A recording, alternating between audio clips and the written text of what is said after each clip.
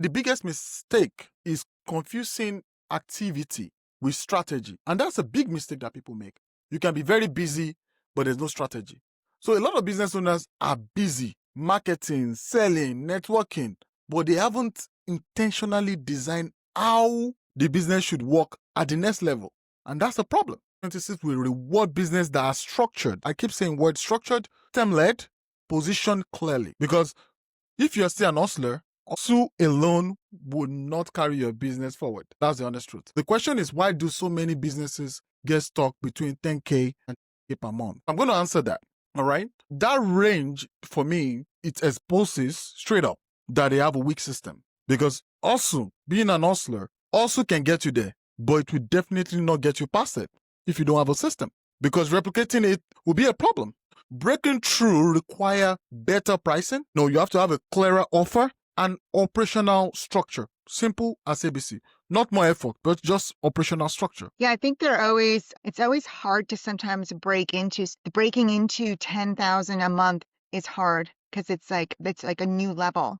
And sometimes you'll break into 10,000, then it'll drop again to 6, and then it'll go back at 8, and then it'll go to 12, and then it'll drop to 7. But you're starting to break through that. And I agree with you. The operational system doesn't have to be complicated. In fact, simple is better. But having a system of understanding how to price, understanding your value, and speaking the language of like, what problem are you solving for them is really important. Like, what is the they don't want solutions. They want to know what you're alleviating for them as a customer or a client, or what joy are you bringing them? Like, are you selling makeup? It depends on what you're selling. So you really have to be very good at speaking to your customer, your end user, and what result are they looking for in order to get those new customers. And I'll tell you, like, sometimes you'll feel like nothing's happening, and you have to break through that momentum. Don't give up, because it's like the law of physics when it comes to sales and clients. Sometimes I remember one year I wanted to make it to like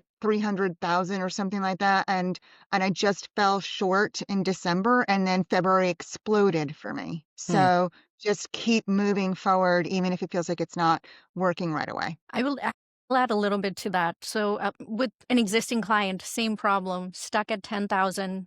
What happened is when you get to 10,000, it was hard, right? You just started, you got to 10,000. You did certain things that made people say yes and sign up with you. But by the time you get to 10,000 every month, maybe a year has passed, you start to forget what got you those customers in the first place. Maybe you were paying so much more attention then, right? You cared so much more about that client, which now that you're a little more established, you don't even have a touch point with that client anymore. So a lot of times going back to the drawing board, because also now you have so much more data. You've been in business a while, you're generating 10K, you have data. Data is king. Now you have data on what made your clients buy from you first time. What is working with your staff? What isn't working with your staff? Now take all that data and you can use that in your scaling strategy.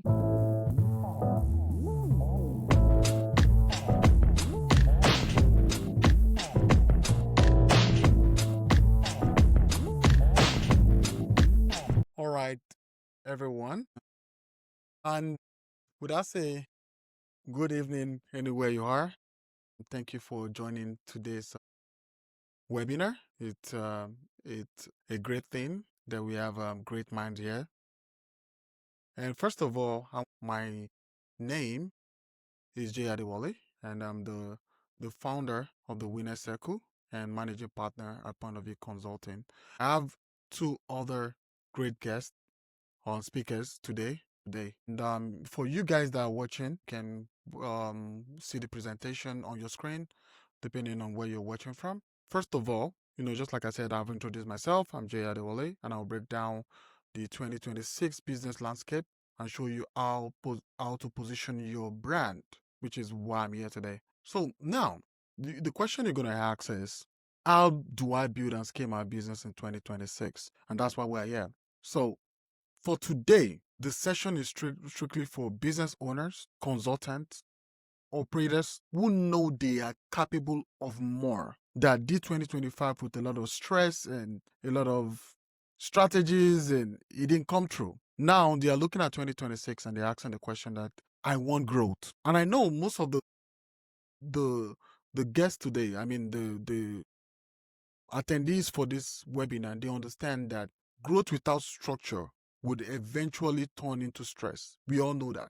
So if you ever felt like you're working harder, that you worked hard this year, but nothing moved faster, you're in the right room. And that's why we're here. And that's why we have great guests, great speakers today who are going to show you how to navigate 2026. So if you look at the market in 2026, with the advent of AI, the market in 2026 is not going to reward effort alone.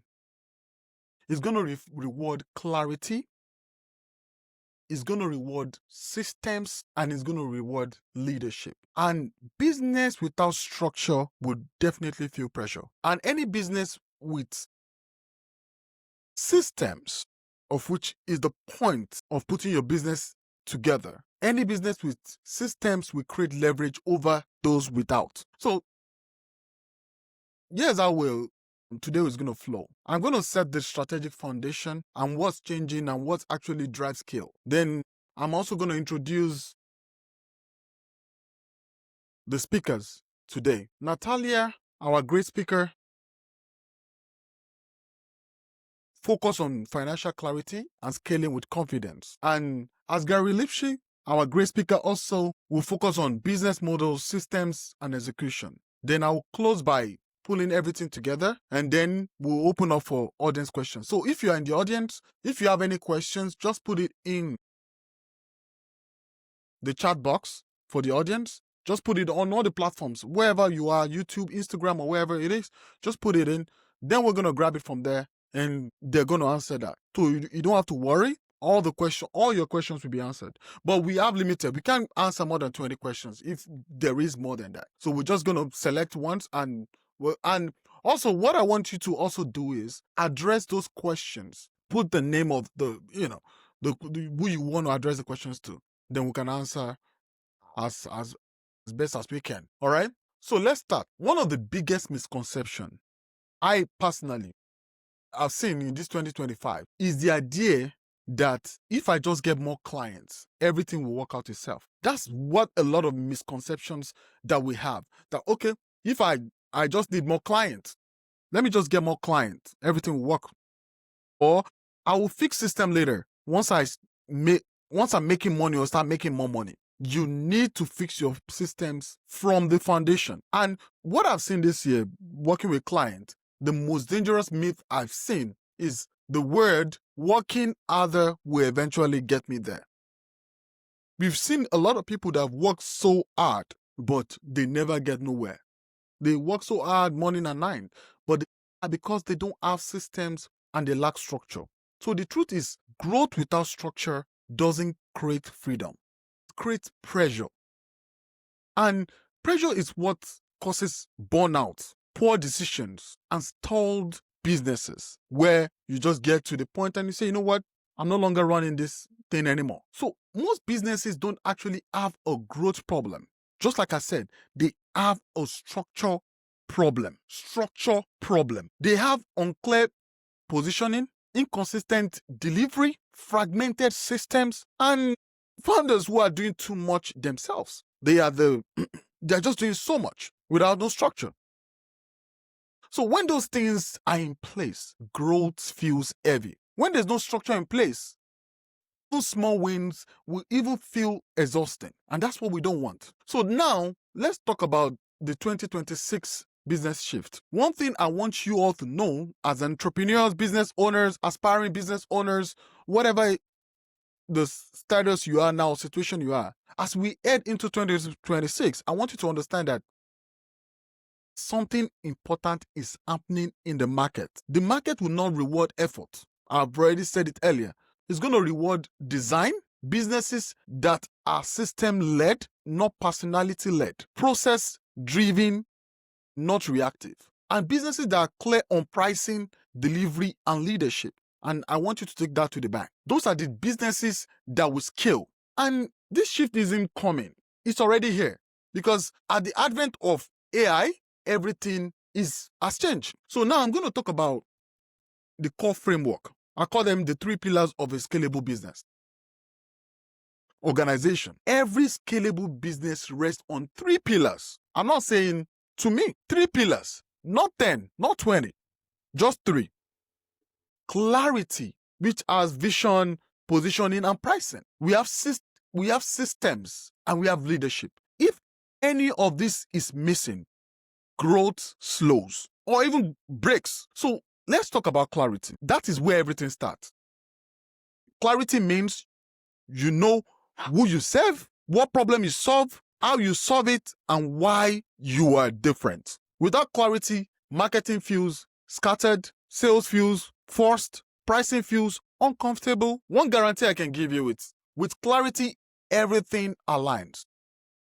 Here's the key. If you can explain your business clearly, the market won't trust it. I was talking to a potential client a few days ago, and I asked, they're trying to set up their business, and I asked a question, and I said, can you tell me what you do in one sentence? And they had to say, they have to think. If you cannot explain your business clearly, the market won't trust you. And that's the honest truth. And I'm going to talk about pillar 2, which is going to talk about systems. As a matter of fact, point of view consulting, that's one thing we focus on. Creating systems. That's what turns effort into leverage. That means systems allow you to attract clients consistently, deliver without chaos, track performance, and scale without burning out. So if your business only works when you are involved in everything, you don't own a business. You have a 9-to-5 job. Or I would say the business owns you, because systems create freedom. And that is what we want as an entrepreneur. We want to create freedom. So the first initial stage of your business, you want to create a system that can predate you. We drive Mercedes, we drive Ferrari. This was created by somebody, and they create a system. We go to McDonald's, we go to Chick-fil-A, was created by somebody who has created a system that without them is still moving. If the owner of McDonald's died today, McDonald's is still going to sell tomorrow. So we need to take note of that. The third pillar, before we introduce our next guest, leadership. This is the most overlooked pillar, and that's the honest truth. We overlook this pillar so much because we really forget that leadership means making strategic decisions early. That's what leadership means. Letting go of control. That's what it means. Building processes instead of reacting. And finally, thinking like a CEO, executive officer, not just an operator. So what you should know today is growth requires a shift in identity. You can't scale a business while thinking like a technician, which leads me to why most businesses stall. And I would say most businesses stall in the same place around, 10 to 30K per month range. That's what I've figured out.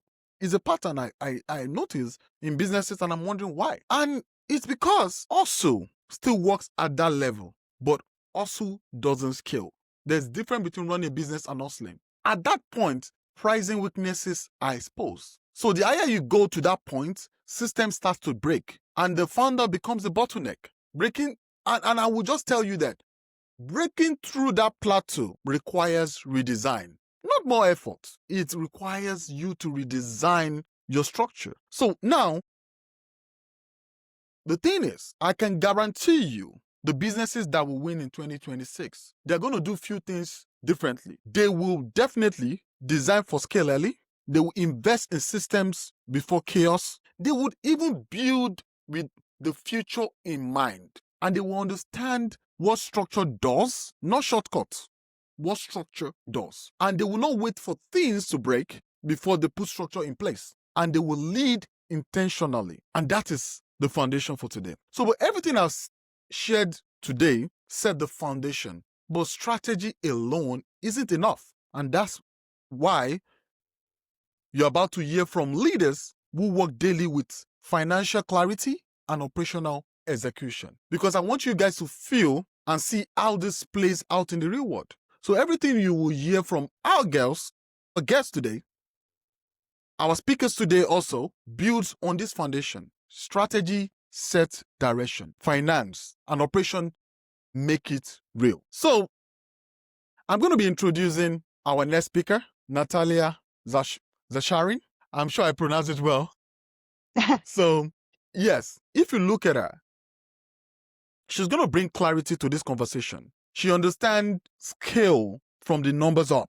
She's the CEO of Zacharin Consulting, and she's also a fractional CFO. The fact that she went from earning $7 an hour to building a 2.5 million financial consulting firm, and today she helps business owner scale with confidence and control. So I'm just going to welcome her so she can have us have the conversation, continue the conversation. Thank you so much. Thank you for the introduction, Jay. I'm just getting my slide up. So really excited to be here today. We're going to talk about a couple of things to get you in the right mindset for 2026. Because to be honest, any year that is, no year should really be a full down year. You can have a good year every single year if you plan. And that's what we're going to be talking about today. So a little bit about me real quick. I'm CEO of Zacharin Consulting. We started in 2019. So we're just beginning our 7th year in business in January. Currently, I'm a fractional CFO for 40 other companies, and I run a full service accounting firm. We are a fractional CFO and accounting firm. We became an Inc. 5000 honoree in 2025, Inc. number 802, with a 525% growth over the last 3 years. And scaling profitably is what we live for. So that's what we're talking about today. And that's what we live for, and that's what we want to see everybody do. So your playbook, the most important thing is the foundation, accurate, timely financial data, hiring wisely, lead generation, and sales. So I'm not a salesperson, but we are going to talk a little bit about the beginning of what happens before it lands into your revenue, and correct pricing and real growth. So just like Jay had mentioned, the rules of business are changing fast. AI is compressing margins, accelerating competition. The ability to get into an industry now has really become a lot looser. You don't have to have a ton of money to enter a lot of these industries or even have a lot of experience anymore. So your competition is growing. Customers are more price sensitive. We're in the trust economy. Everybody's promising all kinds of things, and not everybody's delivering on it. But your clients and your customers are tired of hearing the promises, and they want to trust you. They want to know who you are, what value are you bringing. Talent has gotten a lot more expensive. Just to let you know, someone with the same skill level that we hire today for 80,000 in salary, we could hire 3 years ago at 50,000. That's a tremendous uptick in how much people cost. And mistakes are costly. So hire the wrong person or at the wrong time, that could really cost you a lot of money. Cash mismanagement is the #1 killer of businesses, even successful businesses. I would venture to say that over of the 5,000 businesses that are on the Inc., that means they have grown tremendously in their revenue. No one asks them about their profit or their cash flow and what does that look like. And I'd venture to say that there's a very large portion of those businesses that have a very low profit or are running out of cash. In fact, most businesses that scale that quickly usually die off in 2 to 3 years. And so 2026 will reward the prepared business owner. The old playbook is breaking. Like Jay was saying, exactly, hustle without structure is not going to work for you anymore. And reactive decisions are creating risk. Guessing is expensive. So everyone wants to grow, but few can grow profitably, and profit does not equal cash. If you owe a lot of money, if you have debt in your business, if you owe an old credit card debt, if you're pulling out money in distributions, that is not hitting your profit. So that is going to change how much cash you have. So profit does not equal cash. Many times we have clients coming to us and say, I made a $300,000 profit, but I only have 60,000 in my bank. Why? Where'd it go? So you have to be really cognizant of where your cash is going, because cash is still king. 82% of all businesses that start run out of cash. That was a survey that was done by the US Bank. So you can be unprofitable, but if you don't run out of cash, you can sustain your business longer to figure things out. Now, of course, we want you to be profitable because profit does impact cash, but you have to be able to have those cash reserves. All right, so winners prepare early. We plan instead of react. Forecasting is really important. When you create a forecast with projections, you're looking at where I am right now, where do I want to be in 12 months, and how am I getting there? And what does that look like? What is the variance? Because that really helps you to project costs, to project, like, are you on track? What's going on? And to answer a lot of questions. And winners build margin and cash on purpose. Accurate, the first pillar, financial organization, freedom. Accurate, up-to-date financials are key. So important.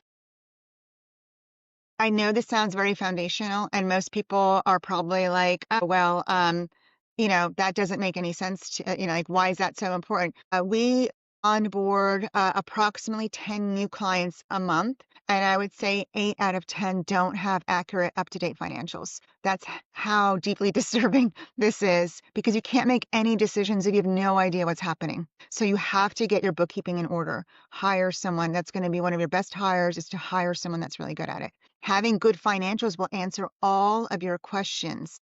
It'll give you structure, which will drive clarity, and clarity fuels better and faster decisions, which is more important than anything else.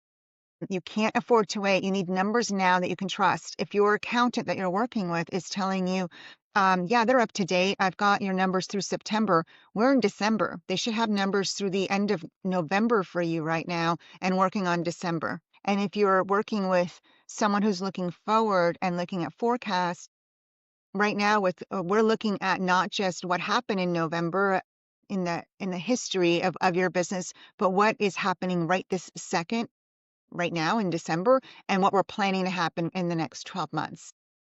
So you need timely insight. Actually, you need to look ahead. You need a crystal ball. So cash keeps the business alive, forecasting a minimum of 90 days ahead and looking at, like, where is everything trending? Where is your revenue? What does your pipeline of revenue look like? What are your expenses every single month? What is the average of your expenses? What if you have people? What is your payroll? What does that look like? And to save 60 days of those expenses.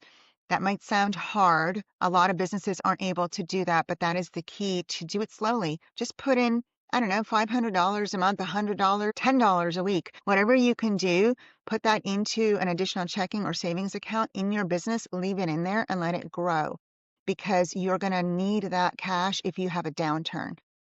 The trend is what matters. Where you are now is not where you're going to be in 3 to 6 months. You can be in a really good position and then have a slow profit leak over 6 months and then suddenly run out of cash. So it's always the trend that we're looking for. Your operating cash is not all yours. Remember, you have to separate it for taxes. That is not all yours to keep. And cash flow is timing. One client that might not pay you in time, that may be a big client, and then you have a contractor or vendor that wants their payment right away, that can really throw you off balance. So that's why planning all of this in advance, seeing it all in your financials, is really important, and projecting that out. I want to tell a little story about mindset of success. Decisions not only get easier when you have a foundation of financial information and data, they get faster. Making a decision faster is usually better. In the time that someone makes a decision fast, makes a wrong decision, and then corrects that decision, is usually faster than someone who doesn't make the decision or takes too much time to make it. The door of opportunity is there for those that take a little bit of risk with data, calculated risk, and who move quickly. So you'll see that the most successful businesses are the ones that move fast. The most successful business owners are the ones that make decisions quickly with data. So it helps you to pivot really fast as long as you have good data. But again, the faster you are able to make decisions, the better it is for your business, especially if you make a wrong decision, because then you can correct it. Let's talk about hiring now. Hiring, I'm not an HR specialist, but I am a specialist in profit. And your most expensive resource is usually going to be your people. And if you want to scale and grow, even if you are a sole proprietor right now, if you want to get to a certain level, you're going to have to hire, because you can't do everything, and you can't scale if you're running everything in the business. You're going to have to hire. And every hire will impact your cash flow. So every role, you must have some kind of return on investment. Either they are doing the work itself, whatever that work is. So they're doing the client work or the customer work, or they're creating the product or the service, and you're getting an ROI on that, or a return on investment, or they're returning your time as the CEO. So if you hire an administrative assistant or even a personal assistant at home, if your return on investment is your time getting back to you so that you can work on more impactful things, not busy things, impactful things. Having a process for hiring beats emotion. We use the book Who by Randall Street and Jeff Smart. I highly recommend everyone read that book. It's very easy and short to read. There are scorecards there. There are 3 interview process plus looking at referrals. That's what we use. There's been a lot of times where I've made decisions to hire someone because they sounded great, we connected, we had chemistry, and then it was a disaster. You don't want to hire people that you have chemistry with. You want to hire people that can do the job. So you have to have a process so it's not an emotional decision. You have to make sure that every position that you hire for knows what it is they're going to do for you. What are the metrics? What are the goals? What are the expectations? Time of that expectation. All of my employees know exactly how many clients are supposed to be working on, when all of the financials are supposed to be due, what is the time with that. We have a workflow system. We have someone that holds them accountable. They hold themselves accountable. Everybody can see what everybody else is doing. And so that peer pressure is kind of helpful too sometimes. They help each other, but make sure that everybody knows what's expected of them because your team has to be productive. None of our businesses can afford to have a team that isn't extraordinarily. We're not hiring to help people. We're hiring for those people to bring us value. The more money your business can make, the more people you can help. You're not a nonprofit. So you have to hire people that are the most impactful. And hiring for productivity, I have noticed, and this is very true, and this is very hard, especially it could be very scary. We pay people more than they typically make in the industry. I'm proud to say that every single one of our employees are making more money than they ever have working anywhere else. And that makes 2 things really simple.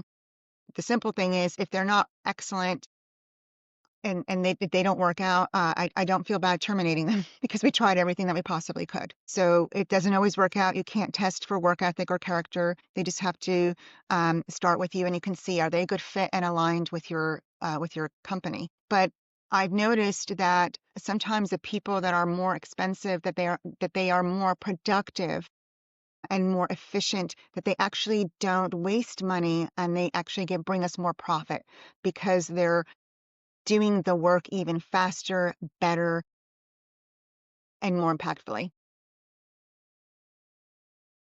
Hiring to relieve pain. So I see a lot of problems with business owners hiring when they are overworked, when they're tired, when they just can't do it all anymore. You need to hire when the math works. When your profit and loss statement is saying you have this much revenue, you have this much in expenses, and you have about 60% left over in profit, or 50% left over in profit. You need to have a pretty high profitability in order to hire people. So the math has to work when you hire. Hiring people just because you have too much work is not the correct answer for when it's time to hire. The correct answer for when it's time to hire is when do you have the revenue and the profit to cover it? Because margin erosion will follow. That is the biggest downfall I see of 90% of the companies that start working with us is their payroll is bloated. They're paying too much in payroll and their revenue can't cover all of it. So the right time to hire is before you get burned out, but that means systems, processes, streamlining, automating, reading things after the math works with a clear outcome. And this is where your pricing is really important. Are you charging correctly? Are you charging competitively? No one, your competition is not really your competition like the way it used to be.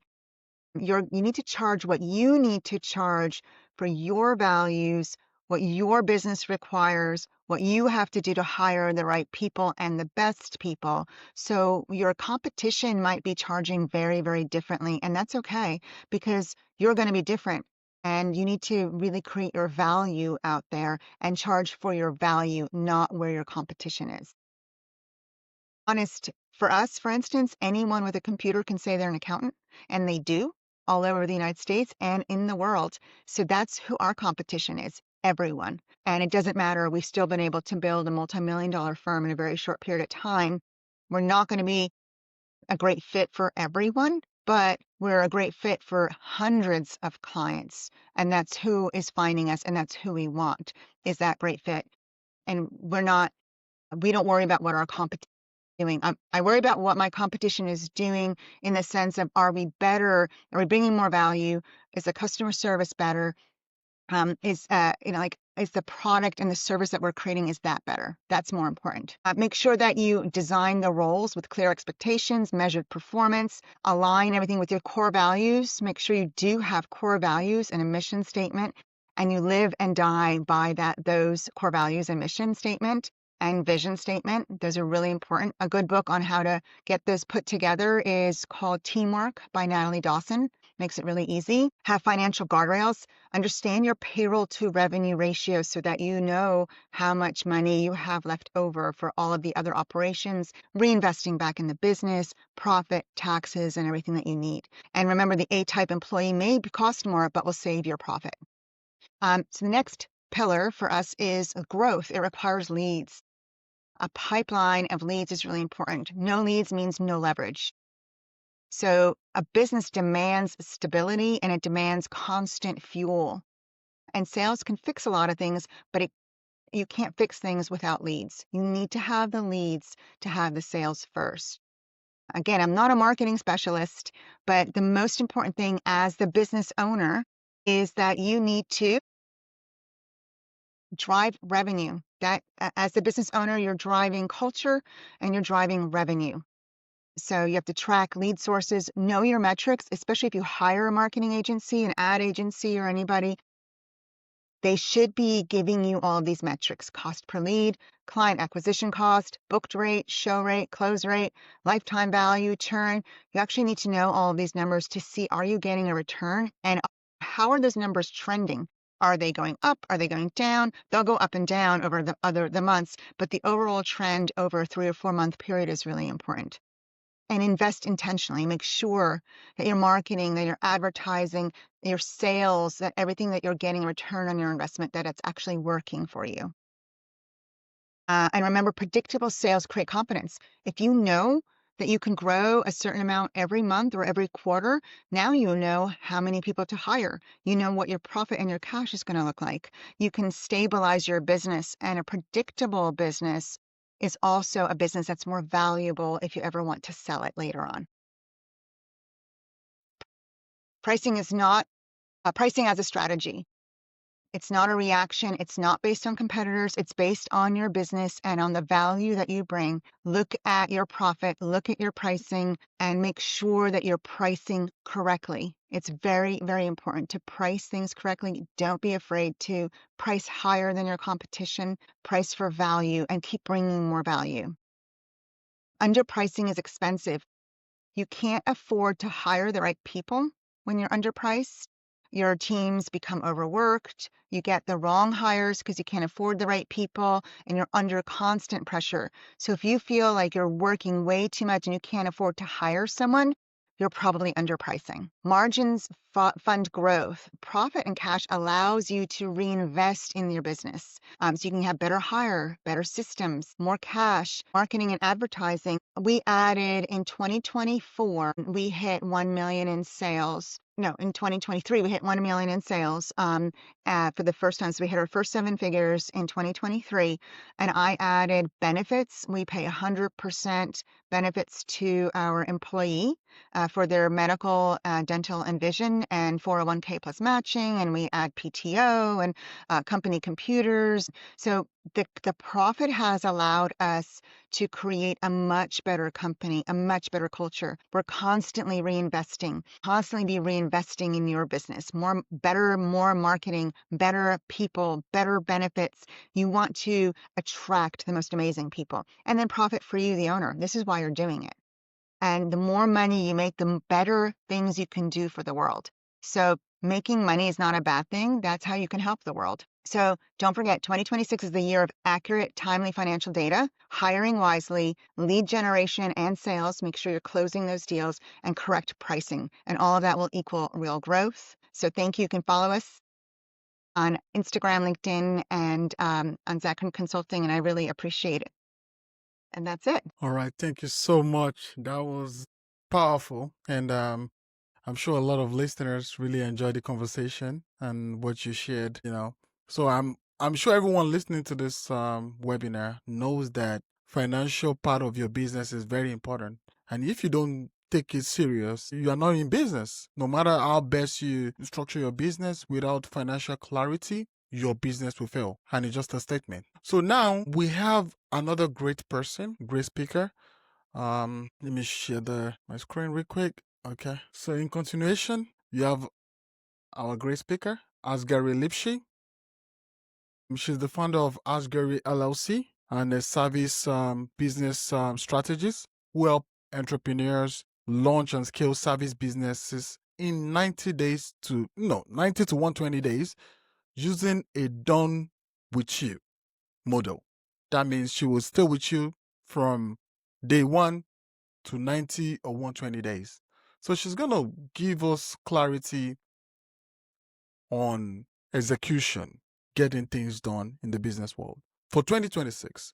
So Asgary, welcome, and I would turn to you. Hello. Thank you so much for having me on the show. And Natalia, everything you said was gold. Really appreciate it. I think new entrepreneurs, small business owners really needed to hear everything that you said. So thank you for sharing. Thank you, Azgari. I'm excited to hear of course. Thank you. I don't know. I mean, that's a tough one to follow, but I'll try. Mine's kind of dry though, so you're probably more fun. So I am going to go over the step-by-step process, right? Because when you hear launching a business in 90 days, it sounds crazy. It sounds almost too good to be true. Is this a scam? Well, it's possible when it's structured and it's done step by step, one at a time in a methodical manner. And I'm going to go over what those steps are so that if you're watching this right now, and you're thinking, you know what, 2026 is the year I am going to go into business ownership because I am tired of having somebody else as a boss. Or if you're an existing business owner and you're, like Jay said, you're stuck at that 10 to 30,000 in rev per month, then this is going to be super helpful for you because, like Jay said, you need to restructure. If you're stuck somewhere, that means something somewhere is a bottleneck. And the only way to find it, unpack, right? If you have to unpack and revamp and restructure. So I hope what we go over today will be helpful for first-time entrepreneurs and those that are stuck in that 10 to 30 revenue band. First, I'll give you a quick rundown of me, my background. My name is Azgari Lipshy. I am the founder of Azgari LLC and Azgari Foundation because we do have a non-for-profit attached with our for-profit organization. We help individuals who want to become entrepreneurs but don't know where to start or even what business to start. We help them figure that out in a very strategic, methodical manner. Then we help them launch the entire business. And then we actually don't just stay with them for 90 days. We stay with them for a full 365 days until they're ready to file their taxes and probably get handed off to Natalia. That's the for-profit aspect of our business. The non-for-profit, we are building a live and learn space for kids who are aging out of foster care. They probably don't have good family support. Once they age out of the foster care system, a lot of them end up homeless. So we're going to provide a place for them to live, have safety, a shelter, and learn technical skills and have certifications. Then we can plug them into the service-based businesses that we launch for our clients. So it kind of comes full circle. So the clients that work with us, we not only help them launch the business, but also train their staff, and they get to support this non-for-profit cause of helping kids who are aging out of foster care. And that's a quick rundown on us. Now getting back to the 90-day launch. When we help individuals launch in 90 days, even if you're a first-time business owner, the reason it works is because you're not doing it yourself. Even if you're a first-time business owner, you have a full operational team, myself and my team, launching every step of your business methodically. That is how we can benchmark that the business will generate between 300 and 700K its first year in revenue. So let's talk a little bit about the key differences based on what we do. We don't encourage high-earning individuals to quit their job, to let go of the safety of that job, the W-2 that comes with healthcare and everything else, right? We encourage individuals to keep their job security and have us build out their entire business for them for the first year, so that at the end of the year, they're coming from a power position. So, for example, they could have a conversation with Natalia and say, the business generated this kind of net margin. This was the revenue for first year. Do you recommend that I now quit my full-time employment and take over as a business owner here? So that is our goal with every single client, to put them in that power position so that they can make a decision to become a full-time entrepreneur or keep running the business with the staff that we put in place. Now that I've kind of given you a high-level idea of what we do, my background for why I do this: I've built, sold, purchased, acquired multiple small businesses for 7 figures. And I've already worked with about 160 small service businesses to help them scale and launch both. So let me explain the steps for launching a business methodically the right way the first time through an example of a current client, actually. His name is Antoine. So here's the situation that Antoine came to us with. When he came to us first, and this is an exact statement from him, I want to do something. I want to do something in construction. I'm a school teacher. I don't want to do this anymore. What do I do? I don't know what to do. I don't know where to start. I don't know how to price it. I don't know how to find customers. And I don't know how to run a team. So you can imagine that's a very, for most people, I think, that's a very confusing space with zero clarity of which direction to go. But for us, at our firm, that's a perfect baseline to start, because it's more difficult when somebody comes to us with an idea for a business, but the business itself has not been validated. If you come to us with an idea, but we have no validation whether if that particular business is going to do well in the local zip codes and market that you want to operate the business in. So coming to us with, I don't know what to do, help me figure it out, is our sweet spot. So let me walk you through the steps that we go through to help individuals come up with the right business model. Because the wrong business model is, I would say, one of the top 3 reasons why small businesses fail. And I'm sure you know this already. The stats for small businesses failing the first 3 years is crazy high. So to launch, one of the constraints that Antoine had is he only had $50,000 in liquid capital. And with that, we were able to get him about $150K, 30% down SBA loan. And that was enough to launch the business, have enough capital at hand, and have enough run rate for the entire first year. But we had to be very, very strategic on our monthly expenses, right? So instead of, like Natalia mentioned, instead of immediately going into hiring, we took on a lot of his sales and marketing in-house to keep operations lean. And instead of outsourcing a lot of things that normally people would want to go to individual consultants or firms, we tried to solve a lot of those with software and automation. I mean, in 2026, this is such a great time where you can genuinely run multi-million-dollar businesses, even as a solo entrepreneur, because of the amount of automations and software and AI tools that are available at your fingertip, even if you don't know how to code, even if you're not a tech person. So we implement all of those into every single business that we launch. And we did that with Antoine as well. Long story short, we didn't just guess, right? We went through a very strategic step-by-step method. We started looking into his constraints, the time availability, which was good because he had plenty of time. He was actually quitting his job as a fourth grade teacher to now start his own business full time. We don't always, to be honest, most of the time, that's not the clientele we get. Most of our clients do have executive positions, which they keep. So that was a very big positive for us to work with Antoine. His goals, he also had very modest goals of making around $500K in revenue, around 150, 175 in net margins per year, which are very, very achievable goals. So what we did was we first analyzed his city. He's from St. Louis. We analyzed the city in terms of what are simple construction service businesses that are already in existence. What are the gaps in the market? What are those companies thriving in? And what areas do they suck in, right? Are they falling short in customer service? Are they falling short in terms of pricing?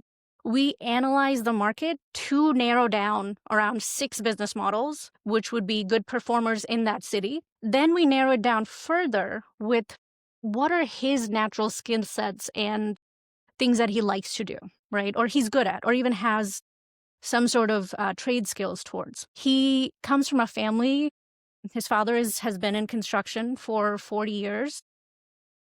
So after talking to him, understanding his father's skill sets and how eager he was to help his sons start a business, we narrowed down from the 6 construction-related business models that the best for him would be an HVAC, because opening an HVAC company would meet his requirements for net margins, his take-home income quite easily, because the profit margins for HVAC, specifically in St. Louis, were above 45% gross. So that is the model we went with. But if you see, we didn't just close our eyes and just pick a model, right?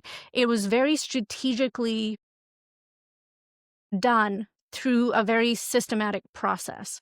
And we take the same approach to the rest of the business launch as well. Identifying a gap, create the entire business system. So the administrative system, the marketing, the sales, then the follow-up and client journey, all the way to setting them up with individuals like Natalia, who can, once we are done setting up the business, once we are out of operations, depending on 90 days or 365 days, whichever engagement the client has with us, we hand them off to capable individuals like Natalia or someone with the marketing background or sales background that we have built a relationship with, that we know have a history of success or bringing success for their clients. So the reason Antoine, coming from a background of being a school teacher, has been able to be a successful HVAC company business owner, I would contribute that to 3 of his fast decisions, right? As Jay mentioned, making decisions fast is crucial, specifically in small business. You don't have the financial bandwidth to drag on a mistake for too long, right? You'll run out of run rate. So for him, the 3 really good decisions he made: first, he understood what he doesn't know. And the way he collapsed that time gap was coming to experts who have done this repeatedly. So even though he himself doesn't have the expertise, he was able to draw from our expertise and our pre-built systems and automations to get him to a cash flow positive business within 2 months. Within 2 months, through our personal networks, through our own outreach activities, business development activities, we were able to land him a church HVAC project, which would land him at a $20,000. So his first job as a HVAC business owner was $20,000, and then 3 more commercial HOA related jobs, adding up to $40,000 within his first 2 months as an HVAC business owner, when he had very little to almost no expertise or knowledge in that space. Like Natalia was mentioning, nowadays you don't have to have per se the specific know-hows of the type of business you're trying to launch, because there are so many experts who can So here's the practical takeaway, I would say, from Antoine's story. If you're not someone who's ready to quit like he did, you're a senior role at an organization, you should calculate your true hourly value. Let's say you take your monthly salary and you divide it by 160 hours. So that's 40 hours for 4 weeks. And that's your approximate hourly rate, right? So now ask a simple question. Is that number higher than what it would cost to hire experts to build your business correctly and train you to do it the right way the first time? Super important. Doing it the right way the first time. And if the answer to that question is yes, and for most high earners it is, then doing everything yourself is probably the most expensive mistake you can make. So the big takeaway here is don't learn by losing. Pay for proven expertise, get it done the right way the first time, and buy back your time while you build something that produces real cash flow. All right. Thank you so much. That was a great presentation, and that's what I often tell business owners, and also people who are aspiring to go into the world of business itself. Sometimes you need somebody to hold your hands and lead you around. Makes it easier for you. And also you need finances, to somebody to take care of your finances, to show you how best you can actually achieve things properly. So as we begin to round off, before we go to the questions, so we found out that we have a lot of questions. So in the question segment, before I do my final words, let me first introduce myself again. For people who I didn't get to introduce to me, probably people who are joining, we have a lot of people on the platform joining in. So now, first of all, for you that I didn't introduce myself earlier, my name is Adewole. I'm a business consultant and also a business coach. And I've helped many entrepreneurs and also service-based business owners build structure. Not just only that, I always say what that word, they call me Mr. Systems. I've helped them install systems and also scale in New York, all over the nation. Profitability is very important to me without chaos, because that's very, very important. All right. And I'm also the managing partner of Point of View Consulting here in New York, and the host of the Winner Circle podcast. I'm sure a lot of people know that. And where we spotlight high performance and practical strategies that actually work. So today is about giving you clear framework you can apply immediately. So you can live with directions and not just motivations. We don't want to do motivations. We want to leave you with directions. And that's what we want to do. And that's the goal. And that's why we're here today. We want to make sure you get all the information you need to start 2026 afresh. And that is what we want. So we're going to put this together. What you've heard today, I'm sure, is not a theory. We don't do theory here. These are like people who do things every day, who have done it, who have been there, done that. Operations, financials. So you need to understand that strategy without financial clarity will fail. And financial clarity without system will stall. And system without leadership will create burnout. So the businesses that will win in 2026 are not guessing. What they are doing is they are designing. And that's where I come with. If today's webinar made you realize that your next level requires more structure, clarity, and leadership, then your next step isn't another webinar. It's a strategic decision. That's why exactly I created, as a gift for you guys today, I created the Winner Circle Business Transformation Program. So if you are interested in the program, just send an email to hello@winnercirclewithj.com, or just send me an email straight, j@winnercirclewithj.com. I'm sure you're going to get the link below, or probably in the chat. It's going to be an 8 to 12 weeks program that we're going to just discuss. We're just going to try to talk about building structure, then implementing systems, also scaling from that 15K monthly. So if you're stuck with that 15K to 50K monthly problem, we can discuss about that in this program we're designing. Also, there's also going to be a workbook that will be sent to you. All the people that registered for this webinar.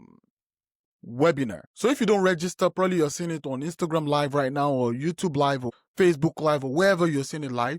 You can just send your email to j@winnercirclewithj.com, or send it, or just drop it in the comment section also, so that somebody can just our team can pick it up and we can forward your email.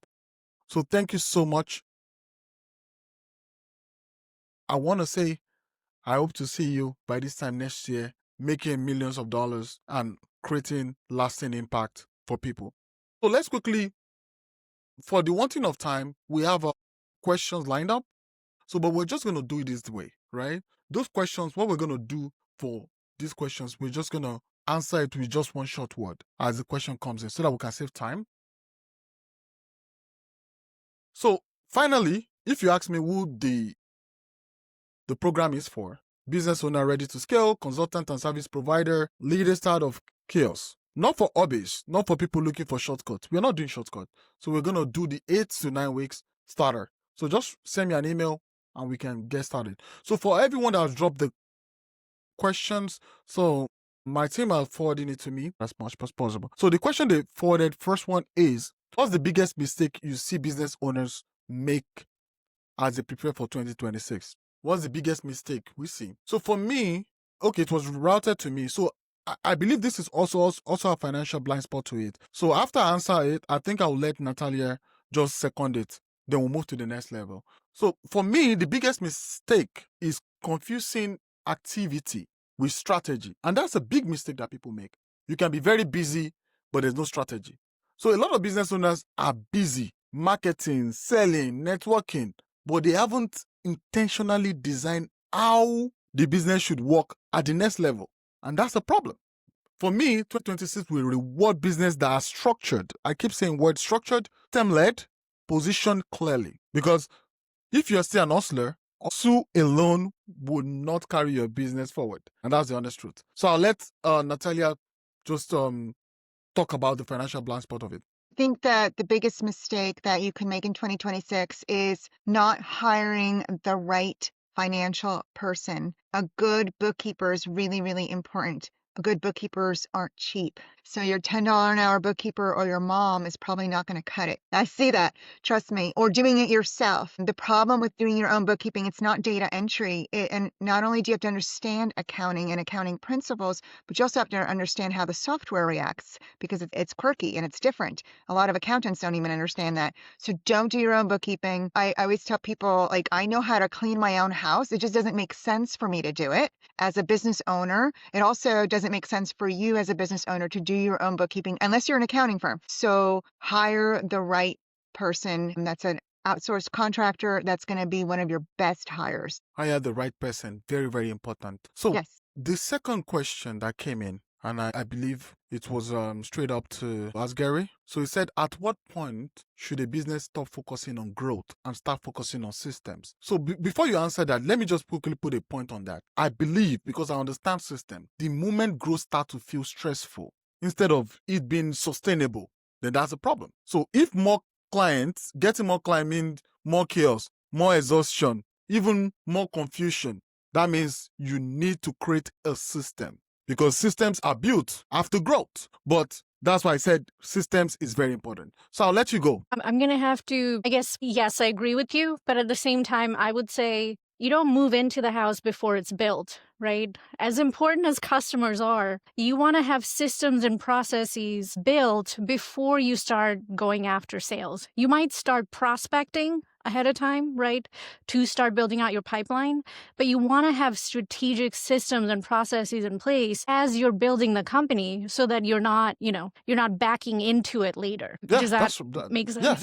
Yeah. Systems are, yeah, I think we're on the same pipeline. So that's great. Yes. So I think when you can see that the benchmark for that industry in your local market is growth, for example, we're talking hypothetical here, if the growth rate is 3% month over month or year over, whatever that is for that industry, and you're not hitting them or exceeding them, then of course there's a constraint here that we need to look at. All right, let me let it makes perfect sense. So let me let the financial person answer too. I think that you know that you're outgrowing your systems.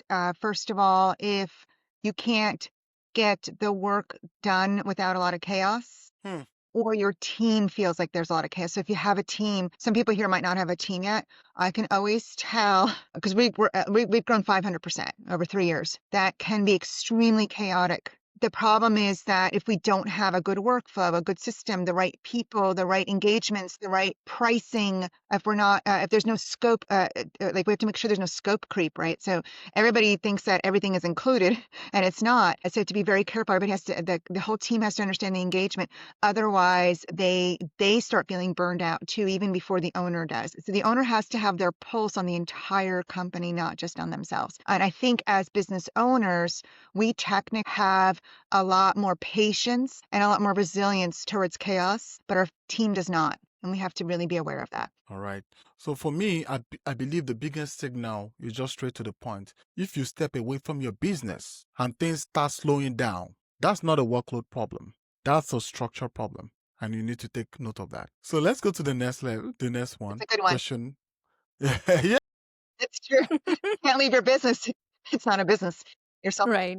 Yeah, you're an operator, you're not a business owner. Yeah. Of course. So if a business owner could only fix one thing in the next 90 days, what should it be? Depends on what stage they're in. Yeah, okay. Let's just say random. One thing that's very important, from you. And I will also take from you and, let's just round it up. I mean, if there's one, look at your expenses, right? And you want to see what can you automatize. It'll not only reduce expenses, but also it'll create automated systems, which again will help you become an absentee owner, where you're not in the day-to-day operations, so that you can have a bird's eye view of the entire business and strategically make decisions on what are your next moves. All right.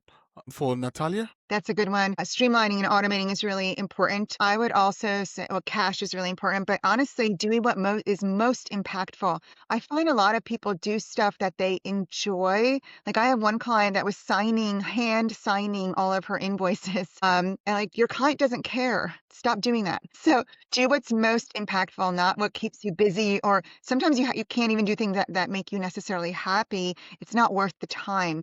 It's worth the time to do what's most strategic, what's most impactful. That's great. So for me, I believe clarity. It's part of the 3 pillars I talked about. Positioning, clear offers, clear priorities, everything that has to do with clarity. Because when you improve that, everything will become easier. Even your staff will understand everything easier. I mean, sales will be clear, pricing, systems, even leadership decisions will be clear. So I believe in clarity. So let's go to the next one, which is, I like these questions. So this says, another one saying, financial clarity. It talks about how do you identify your most profitable client? That's a big question. So Natalia, you want to go first? Yeah, I would definitely say you can do this either like in an Excel by manually if you want to, or do it in your QuickBooks because you can do like a tag or classify something in QuickBooks. I would take the revenue that's coming in and then everything that has to do with that client, like is someone specifically working on that client? Is there any labor related to that client? Is there any specific software or cost of goods sold or anything else that applies to that client? And then I would also take what percentage of that revenue is your entire revenue, and then take that percentage also of all of your operations and put that in this as well, because you're going to have like software costs and email costs, and I don't know, maybe you may even pay rent for an office or whatever it is. But that's going to give you a pretty good idea of what percentage is that client bringing in revenue. You don't really want to have a whale either, because if they're bringing in 80% of the business and you lose that client, you're dead in the water. So you do want to look at that as a percentage of revenue, and then also all the other costs that go into that, divide that to find out or subtract it out what is left over, and that will help you kind of figure out like what is that profit of that client, at least the gross profit in the least. And there's so many different percentages. It really depends on the industry, but that will give you some really good ideas of what's going on. And don't forget all that time. Your time is not free. All the time that you Right. spend. Yeah. Super important. Yeah. So let me just put it in the word you said about the client, 80%, as if you're talking to me, because this year, one of our major clients, our point of view, is like they literally pay like 80% of our operations, like the money they pay is like 80% of all we spend, and they pull out because they do government contracting, and when the president came in, he pulled up a whole lot of contracts from a whole lot of businesses, and it affected them, and they had to shut down, and we also have to. So it took 80%. That word 80%, they literally do it. That's why I put my hands up. I'm like, so everybody listening to this, you need to take that advice. This particular advice that you hear from either of both speakers is very, very important. Just take it with the golden gloves. I'm not going to comment about this. I'll let her go. And that's all. And so we can go to the next questions. Well, I'll add a little bit to it, right? When you have one client that's bringing in 80% of your revenue, now you have gone back to being an employee. Because if that one employee fires you, now you're back to being laid off. True. So you want to keep your revenue diversified as much as possible. Anything that's 60% or more from one source, we have a problem. It doesn't mean to get rid of that client. It just means yes. Add more clients. Thanks, Natalia. We might have gotten some lawsuits from that one. Yeah, and I was gonna say, like when Jay said that, like if your business doesn't bring you to your knees on a regular basis, you're not really running a business either. It's gonna kick you in the gut regularly, and that's normal. Of course. So another question that comes in, he said, what does predictable monthly recurring revenue actually look like in a service business? So Thank you. I'm just gonna go with the Sorry, I didn't even add that to my presentation. Predictable monthly recurring revenue. So it depends on what you do. So if you're selling a service, if there's any way that you can create, like our service is monthly. It's month to month. There's no contract, but it's still monthly. So as long as clients stay with us, we know how much money we're making or how much to anticipate. So that we can, we don't do an hourly charge. Hourly charges are you're stuck with the amount of hours in the day. And the hours in the week.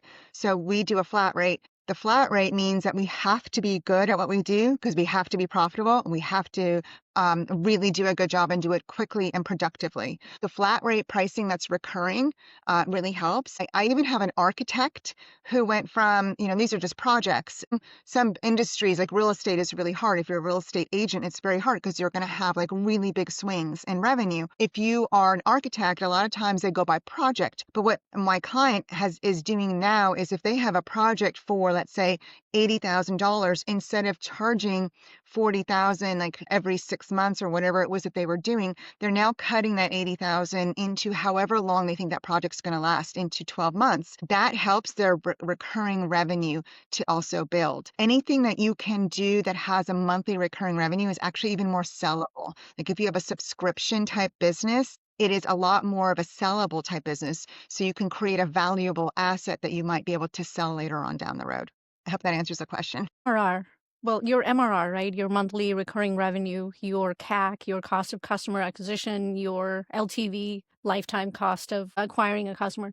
These, like Natalia said, these are very important metrics that you want to have a very good, strong hold of, because that's another thing we do with our clients. One of the first conversations at our onboarding is understanding their purpose, right? Do you want to do this business because you want to sell it and make a 6x, 12x profit and maybe retire from or do something else?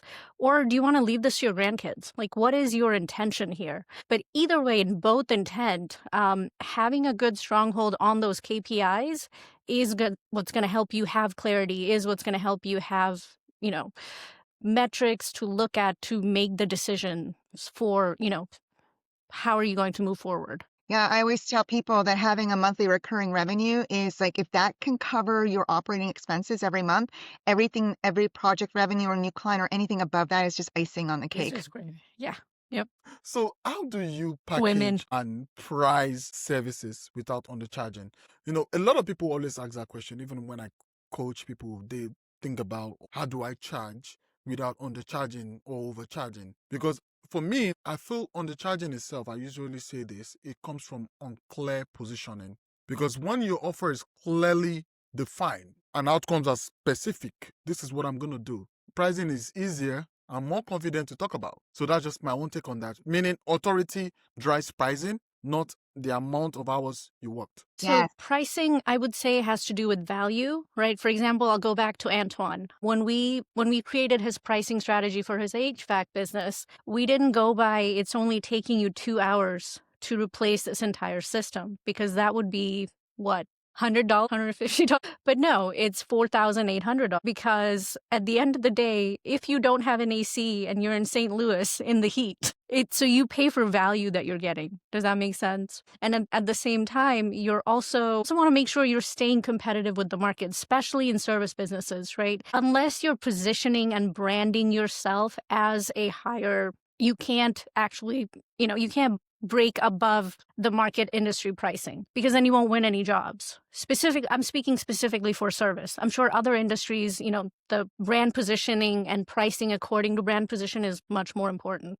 Yeah, I agree. It's there is a definitely a ceiling to pricing. So like I can't quote a very, very, very small business $5,000 a month to their bookkeeping. That's I don't ridiculous. have it. Yeah, Yep. it won't happen.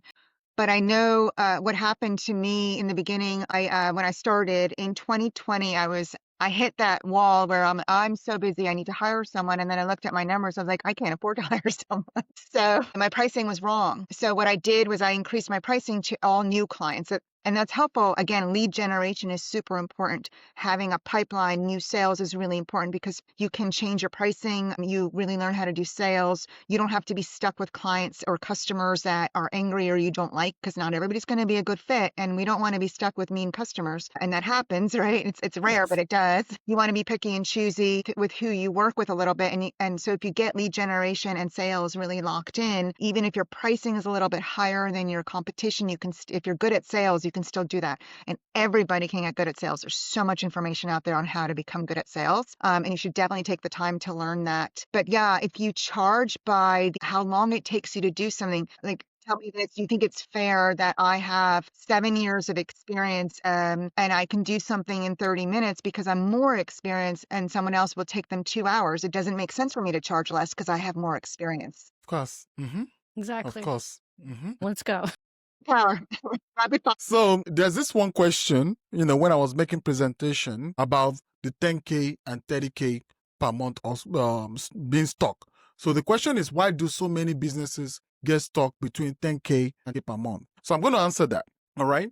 So that range for me, it exposes straight up that they have a weak system, because also being an hustler also can get you there, but it will definitely not get you past it if you don't have a system, because replicating it will be a problem. So breaking through require better pricing. No, you have to have a clearer offer and operational structure. Simple as ABC. Not more effort, but just operational structure. So I'm just going to see your view. Yeah, I think it's always hard to sometimes breaking into 10,000 a month is hard because it's like a new level. And sometimes you'll break into 10,000, then it'll drop again to 6, and then it'll go back at 8, and then it'll go back to 12, and then it'll drop to 7. But you're starting to break through that. And I agree with you. The operational system doesn't have to be complicated. In fact, simple is better. But having a system of understanding how to price, understanding your value, and speaking the language of like what problem are you solving for them is really important. Like, what is they don't want solutions. They want to know what you're alleviating for them as a customer or a client,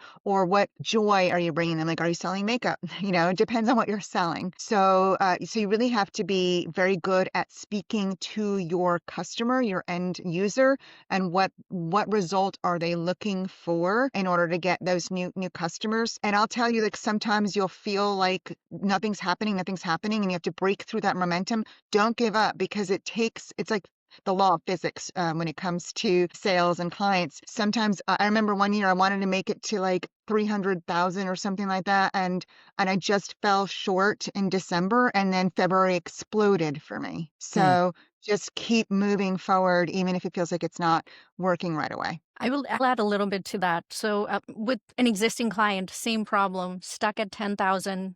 What happened is when you get to 10,000, it was hard, right? You just started, you got to 10,000. You did certain things that made people say yes and sign up with you. But by the time you get to 10,000 every month, maybe a year has passed, you start to forget what got you those customers in the first place. Maybe you were paying so much more attention then, right?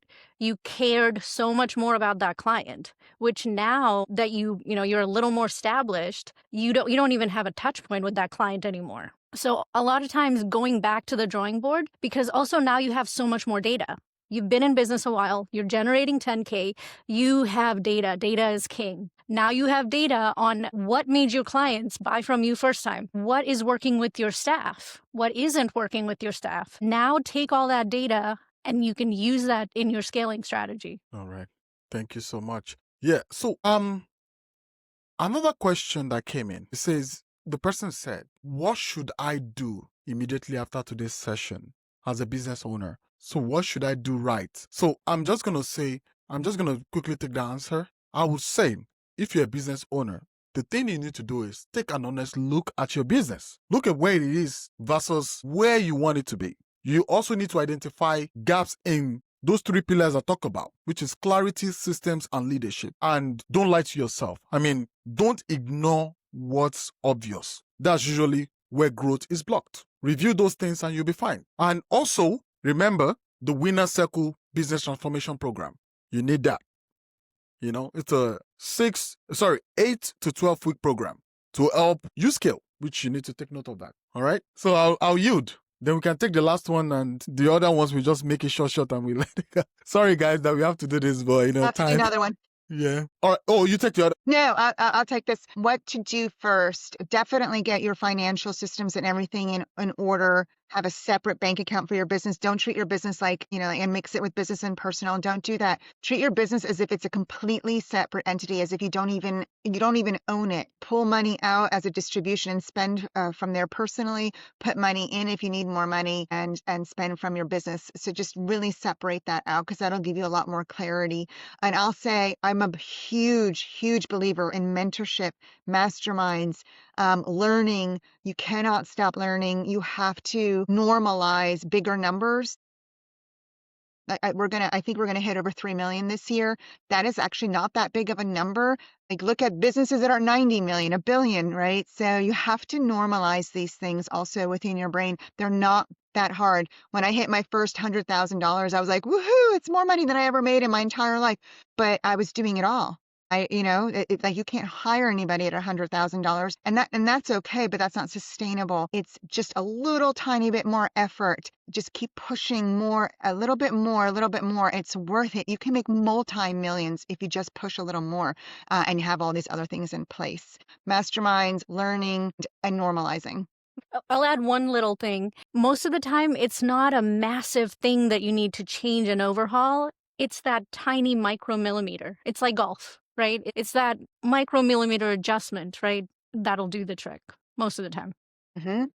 That will do the trick. So you said it all. So the last question before we go to I just thought of it now. We can actually answer 3 more, but we just use one sentence. So, but for this last one, which I feel is very important. The person says, how do I know whether I need a coaching or I need systems or financial clarity or, service business? How do I know I need that? So if you're asking, you probably need it all. I was going to say the same thing. You need it all. I'm still in masterminds and coaching. It never stops. Same.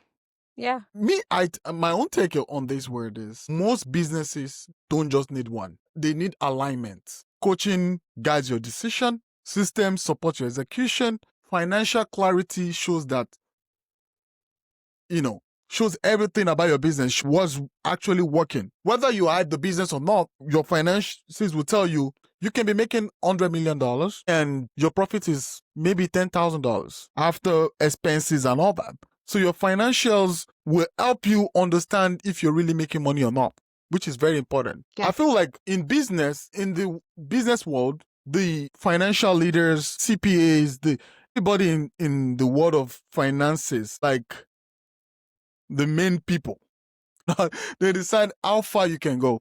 They tell you the truth. And also, the operations would definitely tell you this is how it will work because of patterns. Finances will tell you, see, listen, you are making money, but you are losing money. And also the business coaches also help you with growth, but still yet, it's still going to give you advice. So I think everything works together. It's an ecosystem. I think 3 of us right here, we're working as an ecosystem. So Yes. You need to take note of that. So, and that's the answer for that. Just straight up. One system every entrepreneurs underestimate. These are like straight up questions. One system How much you can do. every entrepreneur underestimate? Yourself, how much you can do. Everybody thinks they're a Superman. Natalia?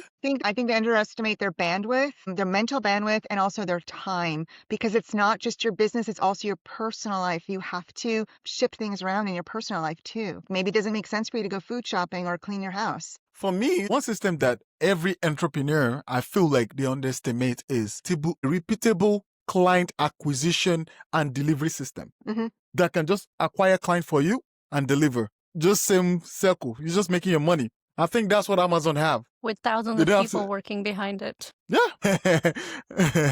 So one financial metric every founder should track weekly. I'll say cash. Like, how much cash did you start with the week? How much cash did you end with the week? Is it negative or positive? Like, what happened? What were you expecting for the next couple of weeks? I would also look at payroll to revenue ratio. So look at how much is your labor or your payroll, including all of your contractors, whoever, people that you're paying, and is your revenue is at 30%, which is a really good number? Is it 80%, which is not a good number? You know, and some industries are really different, but look at your payroll to revenue. If you've got a big cost of goods sold, like if you have a product, you might have to look at payroll to gross profit percentage. So that ratio of your labor is really important. And then your profitability, especially at the end of the month, because you want a fuller picture. But every week, cash. Look at your cash. Okay. That's powerful. Do you have I would anything also to add? look at who owes you money. That's very important. I feel like you need to pay the Rihanna song right here. Yeah. Pay me. So I would say cash flow. And that's it. That's one word, cash flow. And I agree with everything you say. You know, you're the financial person here. So ask Gary, what do you think? Sorry, what's the question at this point? One financial metric every founder should track weekly. I mean, I look at more from a sales and marketing aspect. So looking at your CAC, you have to, because nowadays, especially with it spending on ad spend, whether if it's Google or Meta, Facebook, ad spend is getting crazy. Like buying ad time, Crazy. It's insane. If you can't keep your CAC at under 20%, we have a problem. Because that's not even counting the commission and your sales expenses or your, your COGS. So CAC, yeah. What is it costing you to get a customer? Period. Acquisition is very important. All right. For the final question, we have a lot, but I just gonna make this final because I know we can answer everything. Maybe hopefully, if you have any question, if you have any other further question, you can send to them directly, through their links, email, and they can share the emails. You can also forward questions. But I think we're just gonna answer this one last question and we'll be on our way because we have fast spent. It's very interesting conversation today. So one decision business owners should make sooner than they think, I would say designing the business for the next level. Not the current one. Design your business for your next level. Fire faster. How about you? Oh. Fire faster. Yes. Don't drag it. Let it go. Yes. Let it go. That's magically going to be better. Trust me. Yeah. Same with marriages. Let it go early. Yes. Yes. Don't make an emotional decision with hiring and fire faster. Yes, I agree. Because whether if it's employee or husband, let it go early. I'm divorced too. I get you. And I feel like dating and relationships, marriage is very, very similar to how you're hiring too. So like, within 4 or 5 weeks, maybe even 3 weeks, if that person's going to work out. You already know you're kind of on the fence. Like why? And you keep hoping maybe a little more training. If I just spend a couple more hours every day. Yeah. And you always know when you have the right person because it is a relief. If it's not a relief, they're not the right person. You're right. I know how it takes, having worked with a lot of employees, I know how that is. No emotions there. Sometimes you're like, emotional, are you sure I should fire this person? But it's my friend. Yeah, do not hire friends and family. 2026. Guys, fire faster. Wow, this is a very great conversation. And I really want to say thank you for sharing your insight today. And I also want to thank everyone who joined us live. And also, I want to say thank you to everyone who's going to replay this conversation because it's going to be on all platforms, YouTube and Spotify and everything. So if you're still listening to this, I want to say thank you for listening to this conversation. But the thing is, if you listen to this conversation and you do not take action, then you're wasting your time. You just wasted your time. Action, action, action. Take action. 26 is everything you need. I know the video is going to be, some people are going to listen to this video or this audio in February, March, April, May, June 2026. No matter the time you listen to this audio, remember one thing. There is not too late for you to take that step. Even if it's in the middle of 2026, you can still take the step. It's not too late. So, and for the people who join, you're going to receive the replay and next step via email. So remember, growth is not accidental, it's designed. So I will let my speaker have a final word and we can leave. Natalia. I would say don't give up. It's not easy to be a business owner. Something that Jay actually said in the very beginning about leadership, the business is going to be limited by the leader that you are. So you constantly have to keep growing as a person, as a leader. There's a lot of information out there. A lot of it's free or very inexpensive. There's a lot of groups and masterminds. Surround yourself with the right people and make sure that you've got up-to-date, accurate financials. That's extremely important for making decisions. Well said. I'll leave you with a tiny story. I have a current client, true story. She's 70 years old. God bless her. She's amazing, brilliant, high power executive. But the conversation I had with her is, I've been wanting to do this for 35 years and I've just been scared. I didn't want to make the wrong decisions, lose my savings. But I'm so glad I found you now. And I'm so glad she found me now. But my God, 35 years. We could Not have too sold late. 5 businesses for her by now, 10. So Not too late. even if you don't have the answers, lean on people who do. It doesn't have to be the 3 of us here. It could be anybody else, but lean on people who can collapse time for you and get you to where you want to go faster. Fall forward, make a decision, and just leap. Go for it. Age doesn't Fall matter. forward. Nope. Yeah, doesn't matter. Doesn't But matter. it helps if you do it early. Of course. It does help a little. I started my business at 50. So There you go. Not there too you go. late. Not Remember? late. Not too It's late. never too late. Not I have too a late. friend who started at 80. All right, Literally. guys. Yeah. All right, listeners, I want to say thank you for listening and see you on the Winner's Top in 2026. All right, guys. Bye, guys. Bye. Thank you. All right. That was a